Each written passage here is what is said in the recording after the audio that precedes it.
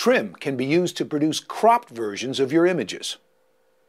Monochrome changes your images to black and white, sepia, or cyanotype. That means blue tinted. Filter effects tries to simulate the effect you'd have gotten if you had used a traditional glass filter on the lens of your camera when you took the picture.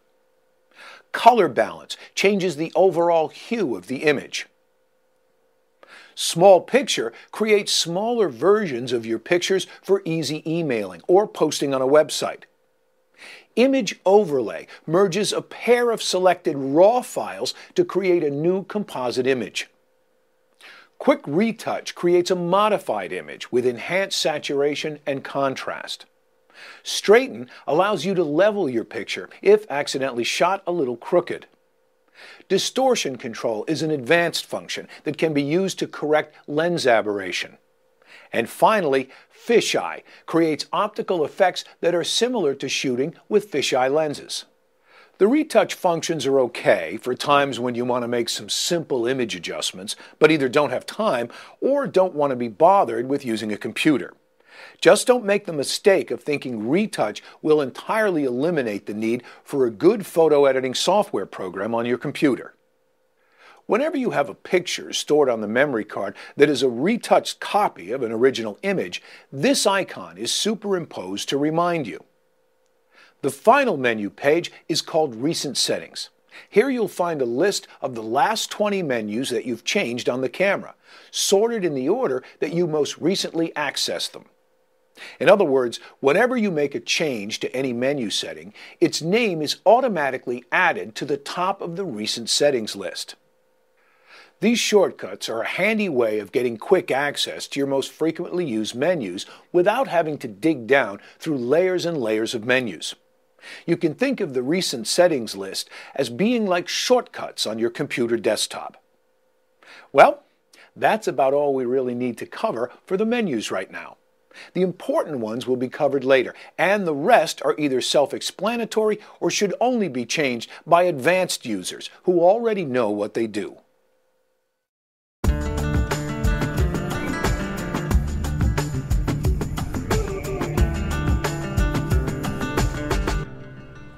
A big advantage that digital photography has over film photography is the ability to instantly view your images on the monitor while you're still out taking pictures. There's no more waiting hours or days until you get your prints back to see how you did. Now, if you remember, earlier in the DVD, we looked at some basic playback functions and learned how to review your pictures, protect a photo, zoom in to check the details of an image, and how to display images as thumbnails. Well, if you want to go beyond these basic playback functions, there are some advanced controls that you'll want to know about. Let's begin by pressing the menu button and navigating to the playback menu. There are 9 submenus within the playback menu that all affect the playback and editing of the images on your memory card. The delete menu is handy when you want to erase several images at once. You have the choice of deleting only selected pictures, deleting all the pictures taken on a certain date, or all of the pictures in the folder currently selected for playback, except, of course, any photos that have been protected. Let's choose Selected and see how it works. You can use the left and right arrow buttons to scroll through the images on the card and find the ones you don't want to keep.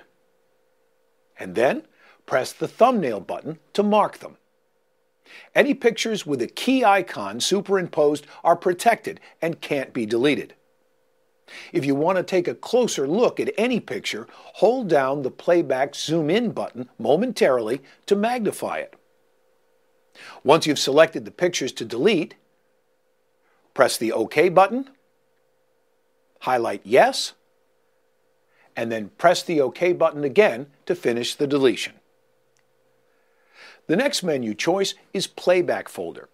With the D90, you can separate your pictures on the memory card into various folders to organize them by subject, date, location, or whatever criteria you choose. Then you can use the Playback folder setting to designate whether you are playing back images from all the folders at once or just a selected folder. I recommend you change this setting to all, so that you are always viewing every picture that's stored on the memory card. If you don't, you increase the chances of accidentally reformatting a card that has pictures on it that you may have forgotten about. Images that are stored on the memory card can also be hidden from view. This function is handy when you only want to display certain images during a slideshow. Next, display mode is a very important menu to know about. Earlier, we took a look at the two basic playback display screens. There was this one, called File Information, and this one, called Overview Data. Well, there are three advanced playback display modes that you can turn on if you want them. Let's put check marks in all three of the boxes to turn them on, and then select Done to lock in the changes. Next, let's switch the camera out of the menu mode and over to the playback mode. Now, instead of just having two playback display screens to choose from, we have 5. There's File Information and Overview Data that we just saw a minute ago. And now there's Shooting Data Page 1, Shooting Data Page 2, Shooting Data Page 3, an RGB histogram, and a display mode called Highlights. Notice the flashing white areas in the picture. That's called highlights, and it's the camera's way of warning you that part of your image is nearly pure white and therefore possibly overexposed. That's not necessarily anything to worry about, and depending on the subject of the picture, it might be perfectly acceptable. The camera is merely bringing it to your attention so that you are aware of it. When you see highlights flashing, sometimes you'll want to adjust the exposure settings and shoot the picture again to avoid overexposure. Now let's jump back to the playback menus again and continue going down the list. Image Review controls whether or not your images are displayed on the monitor automatically right after you shoot them. If you don't want them displayed, you can change this menu. When Rotate Tall is turned on, the camera will display vertical pictures resized and rotated on the monitor for easier viewing. Pict Motion is Nikon's name for creating an animated slideshow with synchronized music and special effects. You have 5 different choices for background music and 5 different choices for how the pictures transition from one to the next. Here's an example. Pict Motion really looks great on a high-def television, but I'll leave it up to you to experiment with the different creative choices and discover for yourself how they differ. Notice that even movie files on the card are integrated into the show. Next, the slideshow menu offers an alternative way to play back images as an automated sequence, but without the razzle-dazzle of Pict Motion.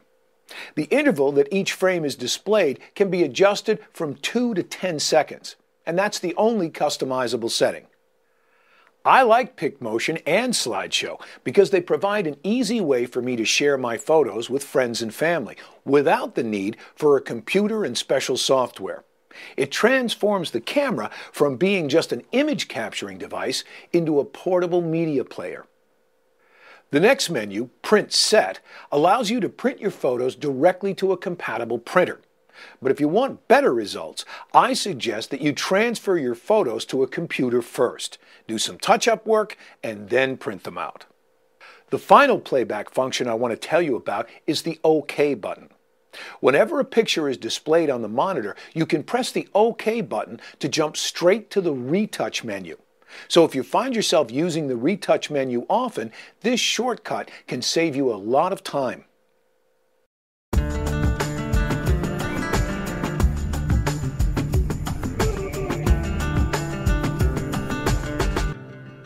One of the most important things to do before you start shooting is to verify that the image quality settings are the way you want them.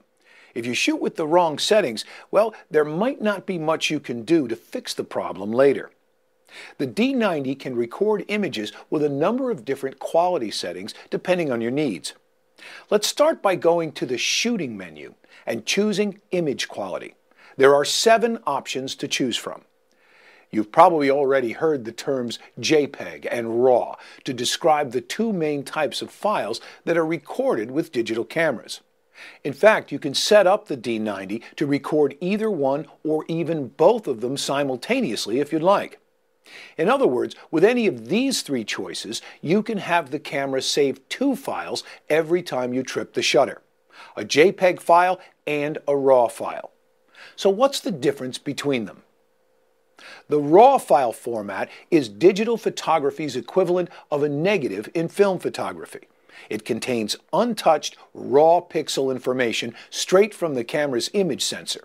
So the advantage of the RAW file is that it offers you maximum control for image editing and making corrections later on the computer. But that's also the disadvantage, because RAW files will always require extra work before they can be used.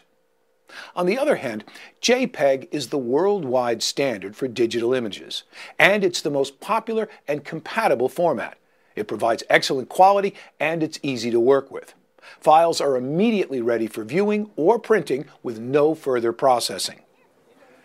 For the photographer who wants to spend more time behind the camera and less time at the computer editing, JPEG is probably the best format to use. During the rest of this DVD, we will only be shooting JPEG files, and there are 3 choices for JPEG quality: Fine, Normal, and Basic. The difference among the 3 choices is the level of compression that will be applied to the image. All digital cameras compress JPEG images before storing them on the memory card, so they take up less space. The higher the compression, the more pictures you can fit on a memory card. But the trade-off of higher compression is a noticeable drop in picture quality. Fine has the least amount of compression, and so therefore offers the best quality. That's the one we want.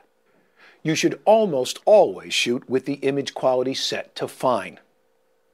Now the next decision is to choose an image size. Image size is measured in pixels, and the greater the number of pixels, the better the image quality will be. On the D90, large images are 12.2 megapixels, medium images are 6.9 megapixels, and small images are 3.1 megapixels, which is still pretty big.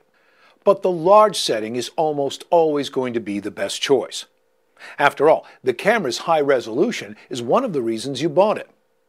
My philosophy has always been that if it's worth shooting right. You can always make a large file smaller, but you can't make a small file bigger without a significant loss of quality. So, at this point, we've set the camera